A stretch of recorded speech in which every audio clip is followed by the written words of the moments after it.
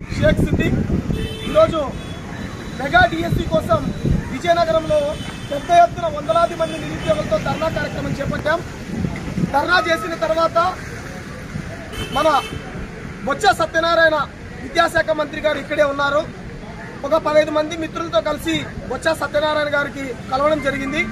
బొత్స సత్యనారాయణ గారు ఒకటే మాట అన్నారు, ఇన్ని రోజులు ఎదురు చూశారు, 1వ తేదీ రోజు లేదా 2వ తేదీ రోజు మీరు పేపర్లో చూడండి, ఖచ్చితంగా మేము మెగా డిఎస్సి ఇస్తామని చెప్పేసి చెప్పడం జరిగింది.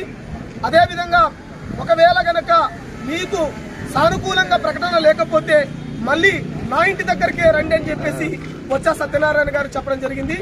ఇంకొకటి సమస్య ఆయన దృష్టికి తీసుకెళ్లాం. గత 4.5 సంవత్సరాల నుంచి డిఎస్సి నోటిఫికేషన్ లేదు కాబట్టి ఏజ్కి సంబంధించి కూడా వయోపరిమితిని పెంచాలని చెప్పేసి మేము చెప్పడం జరిగింది. వాళ్ళు సానుకూలంగా స్పందించారు. ఎట్టి పరిస్థితుల్లో 2-3 రోజుల్లో మెగా డిఎస్సికి సంబంధించినటువంటి మంత్రి బొత్స సత్యనారాయణ చెప్పినట్టు మెగా డిఎస్సి రాకపోతే పెద్ద ఎత్తున ఉద్యమాలకు మనం శ్రీకారం చుడదాం. మన జేఏసీ నాయకులు పవన్ గారు, కో కన్వీనర్ అందరూ, మన మిత్రులు అందరూ ఉన్నారు.